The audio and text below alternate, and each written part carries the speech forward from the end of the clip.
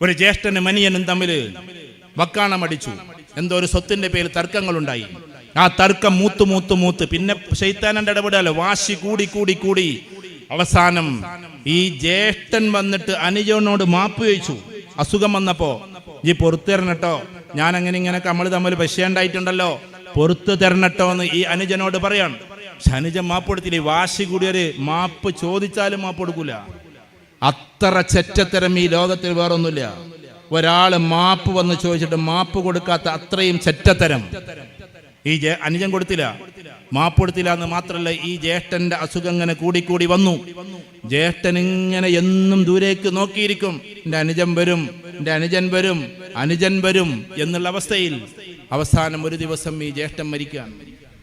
മരിച്ചപ്പോ പിന്നെ അനുജനെ തോന്നി, ഇനി ആൾക്കാർ പറയല്ലോ അങ്ങനെ ഉണ്ട്, മരിച്ചാ പിന്നെ ഒരു ഓടിച്ചല്ലല്ലോ ഓലായിരിക്കും അവിടെ ഉണ്ട് ആളാവല്. അങ്ങനെ അനുജൻ അങ്ങോട്ട് ഓടിച്ചെന്നിട്ട് ഫുള്ള് അങ്ങോട്ടാക്കണട്ടോ എന്ന് പറഞ്ഞാൽ ഇങ്ങനെ ആൾക്കാരെ കാണിക്കാൻ വേണ്ടിയിട്ട് അങ്ങനെ മയ്യത്ത് കുളിപ്പിക്കലെല്ലാം കഴിഞ്ഞ് മയ്യത്തിനെ ഖബർസ്ഥാനിലേക്ക് എടുക്കാൻ, പള്ളിയിലേക്ക് നിസ്കരിക്കാൻ കൊണ്ടുപോകാൻ എടുക്കാൻ.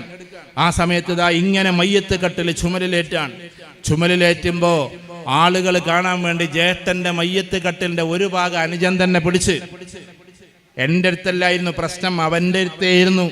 കണ്ടില്ലോ, മരിച്ചപ്പോ ഞാൻ വന്നല്ലോ എന്ന് കാണിക്കണം, അതിനു വേണ്ടിയിട്ടാണ്. ആ സമയത്ത് മയ്യത്ത് വിളിച്ചു പറയുന്നതാണ് ഇവിടെ ഇതിവൃത്തം. ആ മയ്യത്ത് വിളിച്ചു പറയുമ്പോൾ ഒരു അശരീരി പോലെ ഇങ്ങനെ ഒരു ആവിഷ്കാരാണ്, അല്ലാതെ ഒരു ഇതല്ല, അദ്ദേഹത്തിന്റെ ഒരു കവിതയാണ്. അദ്ദേഹം പറയണം, മയ്യത്ത് വിളിച്ചു പറയുന്നത് പോലെ, വിട്ടേച്ചു പോ, എന്നെ പിടിക്കാനുള്ള യോഗ്യത നിനക്കില്ല. ഞാൻ വന്ന് നിന്നോട് മാപ്പ് പറഞ്ഞില്ലേ, എന്നിട്ട് നീ മാപ്പ് തന്നില്ലല്ലോ. എത്ര തവണ ഞാൻ നിന്നോട് മാപ്പ് ചോദിച്ചു, എന്നിട്ടും നീ മാപ്പ് തന്നില്ലല്ലോ. ഇപ്പൊ നീ എന്റെ മയ്യത്ത് പിടിക്കാൻ വേണ്ടി വരികയാണോ? ഞാൻ ഈ ലോകത്തിലല്ലപ്പുള്ളത്, ഇതെന്റെ ശരീരം മാത്രമാണ്. എന്റെ റൂഹ് അല്ലാഹുവിലേക്ക് പോയി. ഇന്നാ ലില്ലാഹി വ ഇന്നാ ഇലൈഹി റാജിഊൻ. അല്ലാഹുവിലേക്ക് ആ റൂഹ് അടുത്തിരിക്കാണ്, പോയിരിക്കാണ്. അതുകൊണ്ട് ആ റൂഹ് വെച്ച് ഞാൻ നിന്നോട് പറയുന്നു, നമുക്ക് അവിടെ വെച്ച് കാണാം. നിനക്ക് ഓർമ്മയുണ്ടോ കടലാസ് തോളികളെ കൊണ്ട് നിന്നെ ഞാൻ കളിപ്പിച്ചത്? നിനക്ക് ഓർമ്മയുണ്ടോ കൂട്ടുകാരൻ നിന്നെ കളിയാക്കാൻ വേണ്ടി വന്നപ്പോ ഞാൻ അവരെ ആട്ടിപ്പായിച്ചത്? നിനക്ക് ഓർമ്മയുണ്ടോ നിന്നെ കൈപിടിച്ചുകൊണ്ട് പള്ളിക്കൂടത്തിലേക്ക് കൊണ്ടുപോയത്? നിനക്ക് ഓർമ്മയുണ്ടോ നിന്നെ കൈപിടിച്ചുകൊണ്ട് മദ്രസയിലേക്കും സ്കൂളിലേക്കും കൊണ്ടുപോയത്? അങ്ങനെ എല്ലാം മറന്ന് അവസാനം നമ്മൾ തമ്മിലൊരു പിണക്കമുണ്ടായി. ഞാൻ വന്ന് മാപ്പ് ചോദിച്ചിട്ടും നീ മാപ്പ് തന്നില്ല. അതുകൊണ്ട് ഇട്ടേച്ചു പോ, നീ എന്റെ മയ്യത്തിനെ തുടരുത്, എന്റെ ശരീരത്തിന് നീ തുടരുത് എന്ന് പറഞ്ഞ് മയ്യത്ത് വിലപിക്കും പോലെ മഹാകവി നമ്മളോട് പറയുകയാണ്. എന്റെ പ്രിയപ്പെട്ടവരെ, നമ്മൾ ഓർക്കേണ്ടത് ഇതാണ്. പിണങ്ങി നിന്നാലുള്ള അവസ്ഥ ദുനിയാവിലും ആഖിറത്തിലും നമ്മൾ വിജയിക്കില്ല എന്ന് മാത്രമല്ല, പിണങ്ങി നിന്നിട്ട് ജ്യേഷ്ഠനോട് പറയാതെ ചില ആൾക്കാർ ഉംറക്ക് പോകും. എന്ത് ഉംറ? ഞാനിവിടെ നിങ്ങളോട് വീഡിയോയിൽ പറയല്ല, നിങ്ങൾ ഉലമാക്കളോട് ചോദിക്ക്, ആകാശത്തിലേക്ക് ആ ഉംറ ഉയരില്ല. നിങ്ങൾ ജ്യേഷ്ഠനോടും മനുജനോടും പിണങ്ങി നിന്നിട്ട് 1001 ഉംറ ചെയ്താലും അള്ളാഹു ഒരു ഉംറയും സ്വീകരിക്കില്ല, ഒരു ഹജ്ജും സ്വീകരിക്കില്ല. ഇത് അള്ളാഹു പറഞ്ഞതാണ്, അള്ളാഹുവിന്റെ റസൂൽ സ്വല്ലല്ലാഹു അലൈഹി വസല്ലം പറഞ്ഞതാണ്. വെറുതെ നിങ്ങളുടെ ലക്ഷ്യങ്ങൾ പൊടിക്കുന്നു എന്ന് മാത്രം, വെറുതെ നിങ്ങൾ എന്തൊക്കെയോ വ്യയം ചെയ്യുന്നു എന്ന് മാത്രം, വെറുതെ എല്ലാവർക്കും ഇങ്ങനെ എന്തൊക്കെയോ കൊടുക്കുന്നു എന്ന് മാത്രം, നിങ്ങൾക്ക് നഷ്ടം എന്നല്ലാതെ പിണങ്ങി നിന്നവരുടേത് ഒന്നും അള്ളാഹു സ്വീകരിക്കൂല.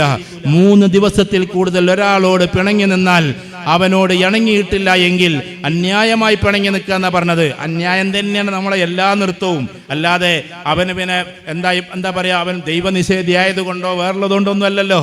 അവന് നല്ല രീതിയിൽ നിൽക്കുമ്പോൾ ഒരു സ്വത്തിന്റെ പേരിൽ നമ്മൾ അന്യായമായി പിണങ്ങി നിന്നാൽ 3 ദിവസത്തിൽ കൂടുതൽ പിണങ്ങി നിൽക്കുന്നവരുടെ ഒരു ഇബാദത്തും അല്ലാഹുവിന് വേണ്ട.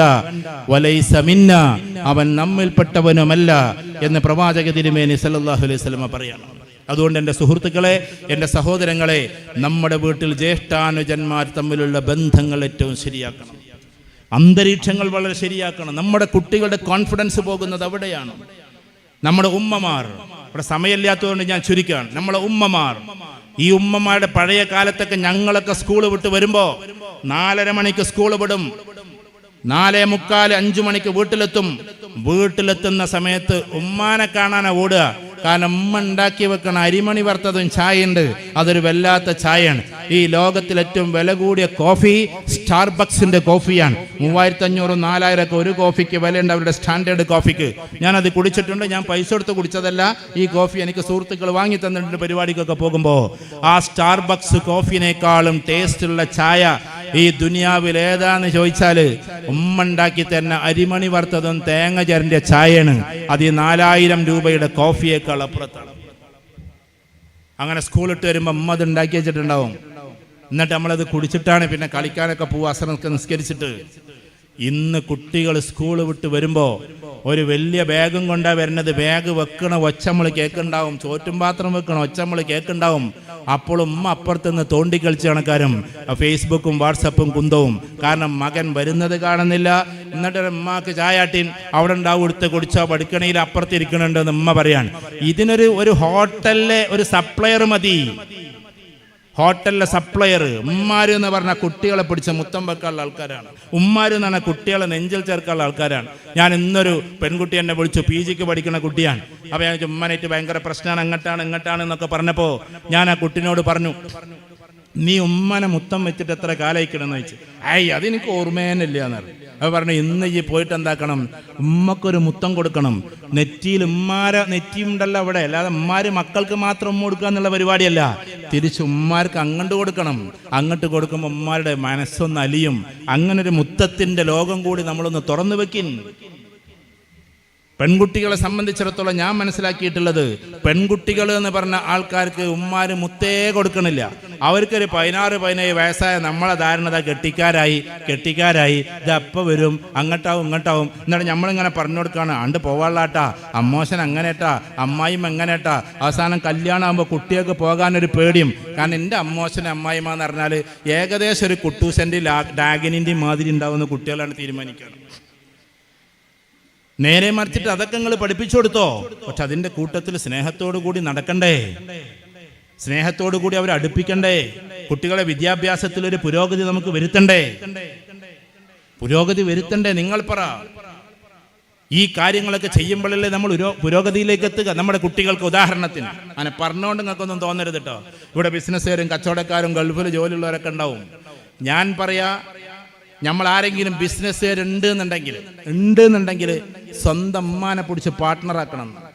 ഉമ്മാനെ പിടിച്ചിട്ട് എന്താക്കണം, ഉമ്മേൻ്റെ കണക്ക് വയ്ക്കാനും MD ഇരിക്കാനൊന്നും വരൂല. ആ സാധു അടുക്കളയിൽ തന്നെ ഉണ്ടാവും. പക്ഷെ ഉമ്മാക്ക് എല്ലാ മാസം ഒരു 5000-10000 നമ്മൾ കൊടുക്കേണ്ടി വരുമല്ലോ. ആ കൊടുക്കേണ്ടി വരുന്ന സാധനം മാന്യമായിട്ട് നമ്മളെ ബിസിനസ് എന്ന് വരട്ടെ. നമ്മളെ ബിസിനസ് എന്ന് ഉമ്മ ഇസ്സത്തോട് കൂടിയിട്ട് അത് വാങ്ങിക്കട്ടെ. ഉമ്മ നമ്മുടെ പാർട്ട്ണറാണ്. നമ്മുടെ ഉമ്മയാണ് എല്ലാ ഹിദ്മത്തും ചെയ്തു കൊടുക്കുന്നതോട് കൂടി ഇസ്സത്തോട് കൂടിയിട്ട്. വാപ്പമാർ ഇതേപോലെ പ്രായം ചെന്ന വാപ്പാര് നമ്മളെ വീട്ടിലിരിക്കണ്ട. ഞാൻ കുട്ടികളോടെ യുവാക്കളോടെ പറഞ്ഞത്, വാപ്പാരോടുള്ള ബന്ധം എത്രത്തോളം വേണമെന്ന് ചോദിച്ചാൽ എനിക്കറിയാവുന്ന ഒരു കുട്ടിയുണ്ട് കോഴിക്കോട്. ഞാനിവിടെ സൂചിപ്പിച്ചിട്ടുണ്ട്, എൻ്റെ മനസ്സിന്ന് പോകുന്നില്ല മോന്. അവൻ ആദ്യമായിട്ട് ശമ്പളം കിട്ടി, നല്ല ദീനിയായ മോനാണ്. ഇതൊക്കെ കുറേ ഇരിക്കും ആ കുട്ടീനെ. അവന് B.Tech ഒക്കെ കഴിഞ്ഞിട്ട് ജോലി കിട്ടി. 25000 രൂപ ആദ്യമായിട്ട് ശമ്പളം കിട്ടിയപ്പോൾ ഉമ്മാൻ്റെ അടുത്താണ് കൊടുന്നു കൊടുക്കണത്. എന്നിട്ട് പറയാണ്, ഉമ്മ ഞങ്ങളിത് ഉപ്പാക്ക് കൊടുത്താളിട്ടാന്ന് പറഞ്ഞ്. അപ്പം തന്നെ ഉമ്മ പറയാണ് എന്തെന്നറിയാം, മോനെ എന്നാണ് കൊടുത്താൾടാ, വാപ്പാക്ക് വല്ലാത്ത സന്തോഷമാവും. ആദ്യം കിട്ടിയ ശമ്പളല്ലേ, അതാണ് കിട്ടുമ്പോൾ നല്ല സന്തോഷമാവും. അപ്പം ഈ മോൻ പറഞ്ഞത് എന്താണെന്നറിയോ, നല്ല ടോപ്പ് റേഞ്ചിൽ B.Tech പാസ്സായ വലിയ കമ്പനിയിൽ ജോലിയുള്ള അവൻ പറഞ്ഞത് എന്താണെന്നറിയോ, തുടക്ക ജോലി ആയതുകൊണ്ട് 25000, കുറച്ച് കഴിഞ്ഞ് അങ്ങനെ കയറി പോവും. ഈ സംഭവം കിട്ടിയ മോൻ പറഞ്ഞത്, ഉമ്മ എൻ്റെ ഉപ്പ ചെറുപ്പത്തിൽ എനിക്ക് മിഠായിക്ക് പൈസ തരുമ്പോൾ, എനിക്ക് ഇങ്ങനെ വേറെ എന്തെങ്കിലുമൊക്കെ കാര്യത്തിന് പുസ്തകത്തിനതിനൊക്കെ പൈസ തരുമ്പോൾ എൻ്റെ ഉപ്പാൻ്റെ കൈ മുകളിലും എൻ്റെ കൈ താഴെയായിരുന്നു. അതാണ് എനിക്കിഷ്ടം. ഇന്ന് ആ ശമ്പളം തിരിച്ചു കൊടുക്കുമ്പോൾ എൻ്റെ കൈ മുകളിലായി പോകും, എൻ്റെ ഉപ്പാൻ്റെ കൈ താഴെയായി പോകും. അതുകൊണ്ട് എനിക്കത് പറ്റൂല ഉമ്മ. എൻ്റെ ഉപ്പ എന്നും ഉയർന്നു നിൽക്കട്ടെ.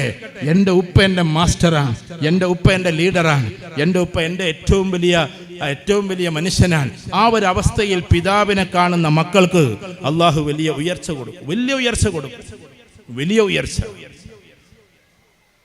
മക്കളെ ശകാരിച്ചു വല്ലാണ്ട് ഇടങ്ങറാക്കുന്നതിന് പകരം, എനിക്കറിയാവുന്ന വലിയൊരാള്, അദ്ദേഹം സൗത്ത് ആഫ്രിക്കയിലൊക്കെ പോയി വലിയ ആലിമായൊക്കെ വന്നവരെ ഉദവിനെ പോലെ പറഞ്ഞ പോലെയൊക്കെ അങ്ങനെ ഹുദവിയായി അല്ലെങ്കിൽ അങ്ങനെയുള്ള ഒരു ആലിമായി വന്നു എന്ന് വെക്കുക. ഉദവിയല്ല, അവിടുത്തെ ആലിം കോഴ്സ് കഴിഞ്ഞ് വന്നു. പക്ഷെ അദ്ദേഹം ഒരു ദിവസം പള്ളിയിലേക്ക് ഇറങ്ങുമ്പോൾ തൊപ്പിയിട്ടിട്ടില്ല. അപ്പോൾ വാപ്പയും കൂടെ ഉണ്ട്. വാപ്പ ഇതേമാതിരി ഹാഫിദ് ആലിമൊക്കെ തന്നെയാണ്. വാപ്പ കൂടെ ഉണ്ട്, തൊപ്പിയിട്ടിട്ടില്ല. കാരണം സൗത്ത് ആഫ്രിക്കയിൽ പോയി പഠിച്ചു വന്നതുകൊണ്ടാവും ചിലപ്പം കുറച്ചൊരു തൊപ്പിയിടാതെ ഇങ്ങനെ ഇറങ്ങി. ആ സമയത്ത് വാപ്പാക്ക് തോന്നി അതൊരു മോശമല്ലേ എന്ന്. കാരണം പള്ളിയിൽ ഇമാമത്ത് ചിലപ്പോൾ വന്ന് നിൽക്കേണ്ടി വരും പോയാൽ. ആ സമയത്ത് വാപ്പ പോയിട്ട് തൊപ്പിയിടുന്നല്ല പറഞ്ഞത്. സക്കരിയ എന്ന മോനോട് പറഞ്ഞ പിന്നെ വാപ്പ മരിച്ചതിൻ്റെ ശേഷമാണ് നമ്മളോട് ഇത് പറഞ്ഞ് കരയണത്. വാപ്പ വളരെ പ്രശസ്തനാട്ടോ, ലോകത്തിൽ അറിയപ്പെടുന്ന ഒരു മനുഷ്യനായിരുന്നു അദ്ദേഹം.